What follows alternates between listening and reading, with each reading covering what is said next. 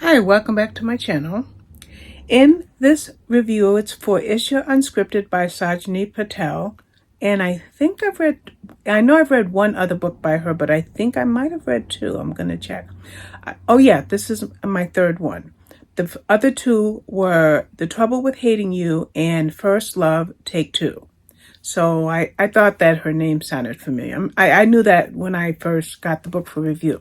So Sajni Patel writes these fabulous culture-based stories, okay? They're usually women's fiction or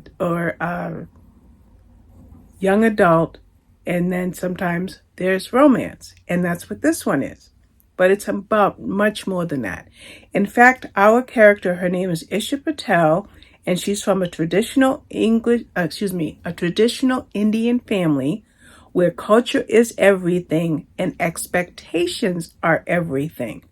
Now, her parents want her to have a career, a degree, but Isha has dreams of becoming a screenwriter.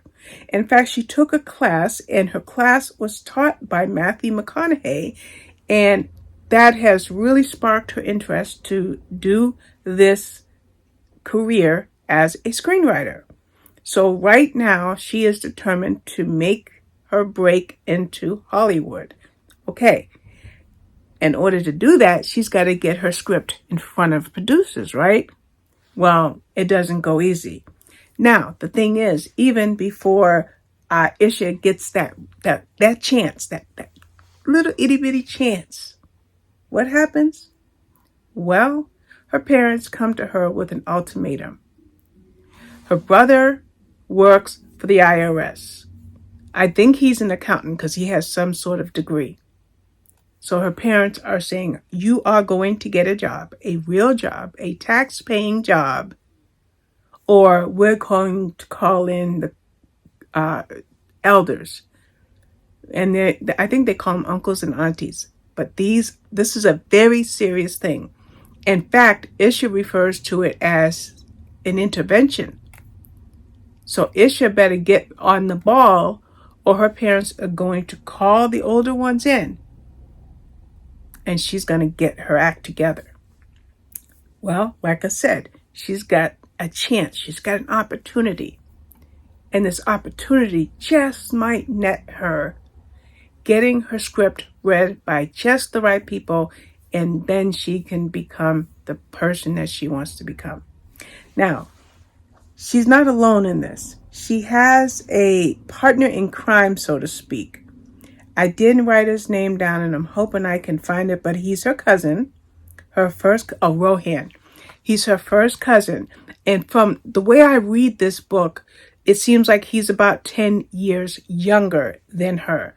So she calls him youngin. I think she calls him youngin, something along that line. And she calls herself an elder. So all while Rohan is supporting everything that she does, step by step, mistakes and all, she feels very responsible for Rohan. And as an older cousin, she knows she needs to set the right example. Meanwhile, they consider each other to be, or like she considers him to be, a brother from another mother. He may be her first cousin, but for all intents and purposes, he's her brother. They are as close as brother and sister. All while Isha is doing what she can do to get this script into the right hands, Rohan is right there by her side. Now, one night, however, she is at a local bar, and at this bar, she meets who she calls, for maybe a third of the book, Thirst Trap. The way she meets Thirst Trap is hilarious. She spills a drink. No, I think she elbows him in the crotch. She does spill a drink on somebody later, but she accidentally elbows him in the wrong place, and that is their first meeting. Okay? Now, his name is Tarek, but until then, and like I said, for about a third of the book, he is Thirst Trap. Well, Thirst Trap, or Tarek, sticks around for the duration of the book. But the book does not focus on Isha's relationship with Tarek. What the book does focus on is Isha's dreams, her parents' demands, her relationship with Rohan, and her impending future, especially if and when that intervention might take place between her parents and the elders and her culture. I loved this book. I found it to be a very, very easy read. With the romance built into it, it made it that much better. I kind of think I have to check NetGalley. I don't know if NetGalley, I think NetGalley is probably going to call it a women's fiction / we're going to find out. Because the romance was probably, I'd say 20% of the story. It was not the bulk of the story. So let's find out what the proper genre is. Unscripted. Why can't I find it? Okay, so I have to go to my shelf. I apologize. I might try to take this part out of the video. Okay, there we go. So, NetGalley refers to this book as multicultural interest, romance, and women's fiction. Okay? I wanted to let you know that because when the request for this book came in, and by now, of course, you've seen the book cover up on the screen, I knew that by being Sajni Patel that it was going to be a multicultural novel.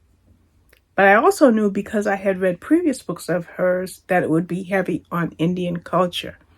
And if there's anything that I love, it's culture.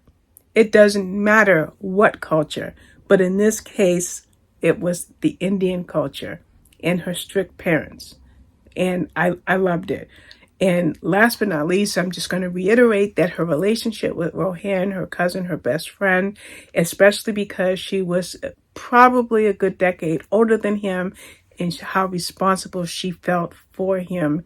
And I love that. I love that she was more like a big sister to him than him just being her little cousin. So, I mean, he's a grown man, an aspiring chef, by the way, but he was her little cousin or little brother. So, really good book called Isha Unscripted by Sajni Patel. I think it's out now. I can check really quickly. Yes, it's out now. So I will publish this review once I get it edited. Alrighty, thank you for watching. Bye-bye.